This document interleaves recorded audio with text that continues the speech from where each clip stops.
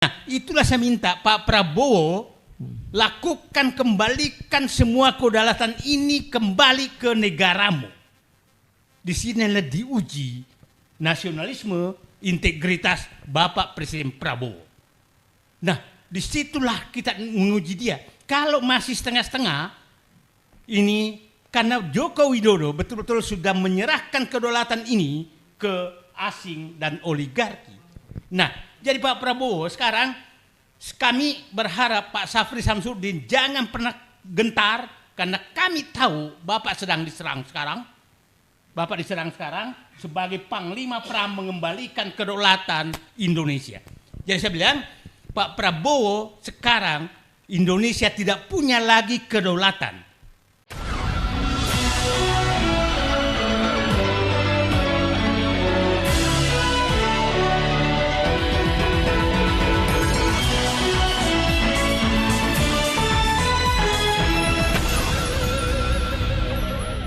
Dan sekarang kita akan mulai dengan 3 orang juga, ini semuanya dari Koalisi Aksi Menyelamatkan Indonesia.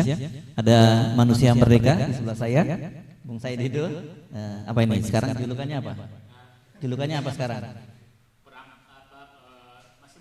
Manusia Merdeka yang melihat negara makin tidak merdeka. Makin tidak ada lagi ruang kemerdekaan. Oh, makin tidak ada lagi ruang. Ya, karena kita harapkan Presiden Prabowo mengembalikan kedaulatan yang pernah diserahkan oleh Jokowi, ternyata nggak kuat juga mengambil.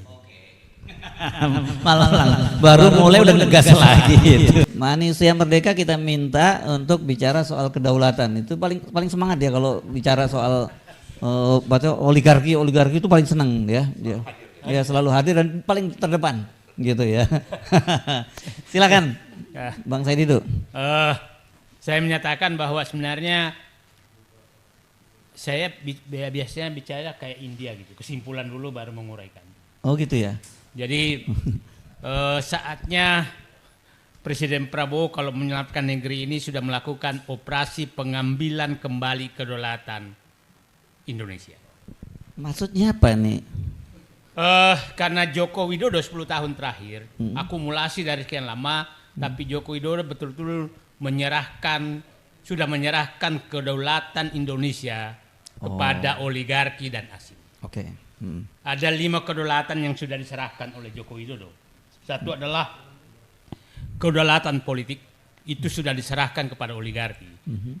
Faktanya tidak ada partai politik pun bicara di saat rakyat menderita. Dan puncak penderitaan adalah banjir di Sumatera, tidak ada partai politik bicara. Karena yang merusak Sumatera adalah oligarki, temannya partai politik. Iya ya. Ya, Nggak ada yang bicara ya partai politik ya. Oligarki, Kecuali Mas Sumi yang bicara ya. Nah, ya, karena belum masuk. Oh ya, jangan ditambahin itu maksudnya. Nah, jadi memang tidak bisa dibantah bahwa oligarki sudah mengambil alih partai politik. Ya, tidak pernah kita mendengarkan kalau ada perampasan aset, ada penggusuran rakyat, partai politik diam. Saya kasih contoh, di PIK 2 tidak ada partai politik pun yang bicara. Gubernurnya malah membiarkan rakyatnya di penjara dan berlaku seluruh Indonesia. Partai Manusia Merdeka ada di situ yang hadir. Ya. Itu berarti partai politik sekarang sudah diambil alih oleh oligarki. Oke. Kedaulatan yang kedua adalah kedaulatan hukum. Ini juga sudah diserahkan oleh Joko Widodo kepada penegak hukum. Coba kita bayangkan, nanti Ahmad Yani menjelaskanlah bagaimana keberanian namanya Kapolri menerbitkan Perpol nomor 10. Nanti Bapak jelaskan. Saya hanya menyatakan bahwa karena itu permintaan oligarki, maka dia berani melakukan apapun. Dan hampir tiap hari saya menghadiri namanya pengadilan, itu pengadilan pesanan oligarki untuk memenjarakan rakyat. Itu di mana-mana seluruh Indonesia. Coba bisa bayangkan Bapak Yusuf Kalla digusur oleh oligarki karena dia oligarki sudah mengendalikan hukum. Jadi Bang Hersu jangan pernah berharap bahwa ada kedaulatan hukum. Yusuf Kala aja nggak bisa. Yusuf Kala, seorang mantan presiden 2 kali, mantan wakil presiden 2 kali. Ya. Nah, tokoh Sulawesi Selatan dan Tokoh dirampak Sulawesi, tanahnya, dirampok tanahnya di Sulawesi Selatan. Oh, celak betul itu ya. Mantan ketua umum Golkar. Dan yang melakukan, coba Anda bayangkan, pada saat eksekusi itu adalah grup alumni Lemhanas yang melakukan koordinasi untuk melakukan penggusuran terhadap tanah tersebut. Bayangkan, Lemhanas yang kita banggakan ternyata alumninya adalah keluar sebagai komunitas mafia tanah untuk menggusur. Ini yang maksudnya bintang 2 dari Bintang 2, 3 bintang 2 di situ. 3 bintang 2 ya. Aktif loh, bukan nggak aktif. Coba bayangkan, artinya yang aparat itu nanti yang hijau, yang coklat, yang ini semua sudah dikuasai juga oleh oligarki, bisa diatur oleh oligarki. Nah, itu namanya hukum. Tidak ada namanya rakyat yang bisa melawan oligarki dimanapun di seluruh Indonesia, mulai dari hutan, gunung, sampai laut, sampai kota besar. Tidak ada lagi yang bisa melawan. Artinya Joko Widodo betul-betul sudah menyerahkan kedaulatan hukum kepada oligarki. Yang ketiga adalah kedaulatan ekonomi. Kalau ini clear sekali, kedaulatan ekonomi tadi katakan bisa mempraktekkan data dan pertumbuhan seakan-akan hanya dia yang punya hak. Saya menyatakan kedaulatan ekonomi dan hukum itu bercampur aduk. Kita contohlah Sumatera yang kita bahas sekarang. Bayangkan itu namanya hutan di Bukit Barisan. Itu hutannya dari APBN loh, bukan hutan alam. APBN, penghijauan ya? Ya, penghijauan yang pakai APBN. Reboisasi dulu. Nah, menanam hutan pinus. Hutan pinus itu dipakai oleh rakyat dulu untuk mengambil getah pinus. Ini tahun berapa ini? Ya tahun 70-an, itu masih Orde Baru. Orde Baru. Pada saat besar, datanglah mafia, datanglah oligarki ini, wah saatnya kita melobi kehutanan untuk kita dapat HPH. Dapatlah di HPH, dia babat hutan itu dari APBN loh, dan dapat untung untuk menyogok lagi para politisi dan pengambil kebijakan.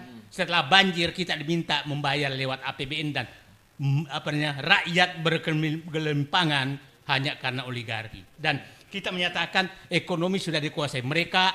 Ini faktanya banyak sekali, nanti Pak Hafidz Abbas bisa menjelaskan seperti apa mereka menguasai. Kita udahlah, jalanlah Pak Hersu. Kita ingat dulu Astra itu pabrik mobil dan pabrik motor. Tapi sekarang kita menemukan Astral Land. Sudah masuk di kota.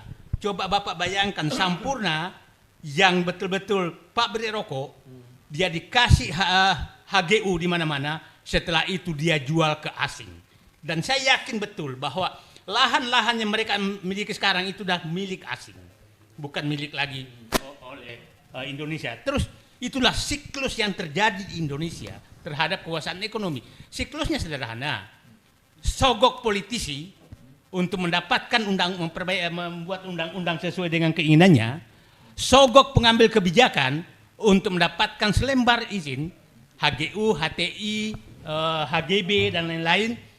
Setelah itu datang ke bank minta kredit. Setelah itu dia ambil keuntungan untuk menyogok lagi dan menggusur rakyat. Itulah berputar siklus ekonomi yang terjadi di Indonesia. Nah, itu kedaulatan ekonomi yang sudah diambil. Nah, sekarang kedaulatan sumber daya alam. Kedaulatan sumber daya alam betul-betul sudah habis. Sudah habis. Nah, karena dan paling terakhir adalah Joko Widodo mengobral betul-betul sumber daya alam kepada asing dan membebaskan semua kewajiban kepada negara. Morowali, fakta paling nyata, itu fakta paling nyata. Bayangkan di wilayah tersebut ada aneka tambang, ada vale yang beroperasi dengan nikel juga. Tapi datang Cina yang di backup oleh bintang-bintang, dan bintangnya pasti orang udah tahu semua, dari pasukan khusus. Bintang gemintang. Nah, coba bayangkan dia dibebaskan dari pajak, dari cukai, dari segala-galanya, tenaga kerja asing, banknya mereka, sementara BUMN diwajibkan untuk melakukan itu. Nah, jadi Kalau Pak Joko Widodo dulu mengeritik terus Freeport, Anda membuat lebih parah dari Freeport. Freeport tuh bayar pajak, bayar bea, tidak masukkan royalti, bayar tidak masukkan tenaga kerja asing berlebih. Tapi para pendukung-pendukung Jokowi seakan-akan Jokowi pahlawan. Dia menggunakan Freeport untuk menutupi perampokan sumber daya alam di seluruh Indonesia, mulai Marwali, kemudian kemarin di Ketapang. Bayangkan pasukan, yang saya cukup sedih, bayangkan tentara lari kemarin tuh, lari katanya takut karena jumlahnya lebih banyak. Gimana kualitas tentara? Di Ketapang ya, di Ketapang. Kalimantan ya. Dan hanya, nah gimana kualitas tentara seperti itu? Ya kalau perlu mati 15 orang, tapi nggak apa-apa. Nah, dia memilih karena jumlahnya banyak, maka kami mundur. Maksudnya mundur itu ada yang perintah mundur, ya kan? Nah, ini saya was-was sekali kalau tentara kita, mohon maaf Pak Jenderal Gatot Nurmantio, saya udah mulai takut di Indonesia ini karena ternyata tentara kita sudah lari kalau ada orang Cina datang, Pak. bawa senjata yang lebih rendah kualitasnya gitu. Nah, jadi bayangkan di Ketapang, saya nggak kebayang di Morowali, saya nggak kebayang di Wadabai, saya nggak kebayang di wilayah lain. Itu, nah jadi kedaulatan betul-betul sudah diambil di kedaulatan sumber daya alam, dan menurut saya itu sinyal yang dia kirim bahwa jangan coba ganggu kami akan melawan. Kami itu maksudnya bukan koalisi aksi menyelamatkan Indonesia, kami itu adalah nantinya Cina, jangan coba melawan, walaupun negaramu kami akan lawan. Kira-kira sudah begitu sinyal yang dia kirim. Saya takutnya nanti, kan kemarin beberapa hari lalu, waktu Jenderal TNI Syafri Samsudin menyatakan ada republik dalam republik. Ya kan?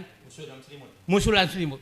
Tahu-tahu muncul namanya seniornya Syafri Samsudin, yaitu Luhut Binsar Panjaitan, menyatakan saya sudah cek kepada asistennya Jinping itu adalah presiden Cina, bahwa tidak ada negara dalam negara di Morowali.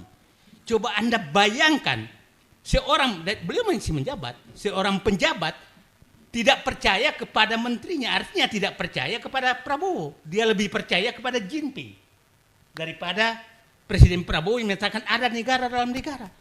Nah, ini betapa masalah bangsa ini sangat rumit menurut saya. Karena kepercayaan terhadap presiden pun, orang yang masih menjabat di presiden tidak percaya kepada presidennya.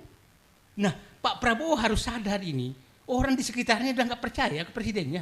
Dia percaya kepada Jinping daripada kepada Prabowo. Nah, kedaulatan wilayah.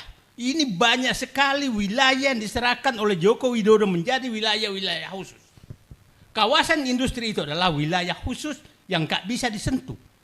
Nah, Joko Widodo dengan bangga sekali proyek strategis nasional, kawasan ekonomi terbatas, macam-macam yang dibikin, yang sebenarnya itu adalah membebaskan mereka semua dari kewajiban kepada negara. Bahkan ya coba bayangkanlah, Marwali saya 5 kali ke sana, memang susah sekali masuk. Gubernur, bupati nggak bisa masuk. Dan Anda bayangkan penyerahan ekonomi dari nikel saja kan ekspornya tuh 38 miliar dolar per tahun. 38 miliar dolar itu 500 triliun per tahun. Tapi yang tertinggal di Sulawesi Tengah yang kira-kira mungkin 80% dari sana, kira-kira 400 triliun dari sana, hanya 200 miliar rupiah. 200 miliar rupiah yang tertinggal. Cuman berapa persen? Di provinsi. Cuman berapa persen tuh kalau? Ya. Nah, terus kita menyatakan ini bagus. Nah, itulah saya minta Pak Prabowo lakukan, kembalikan semua kedaulatan ini kembali ke negaramu. Di sinilah diuji nasionalisme, integritas Bapak Presiden Prabowo. Nah, disitulah kita menguji dia. Kalau masih setengah-setengah, ini karena Joko Widodo betul-betul sudah menyerahkan kedaulatan ini ke asing dan oligarki.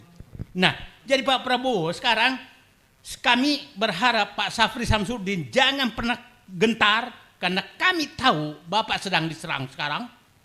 Bapak diserang sekarang sebagai Panglima Perang mengembalikan kedaulatan Indonesia. Jadi saya bilang, Pak Prabowo sekarang Indonesia tidak punya lagi kedaulatan. Kami akan bersama Bapak apabila Bapak memang ingin mengembalikan kedaulatan yang saya ulangi tadi, satu, kedaulatan politik, kedaulatan hukum, kedaulatan ekonomi, kedaulatan wilayah, dan kedaulatan sumber daya alam. Itu yang kami harapkan Bapak lakukan.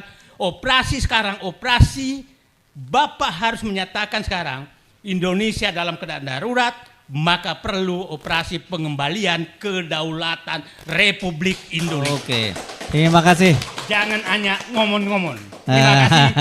Assalamualaikum warahmatullahi wabarakatuh. Waalaikumsalam warahmatullahi wabarakatuh.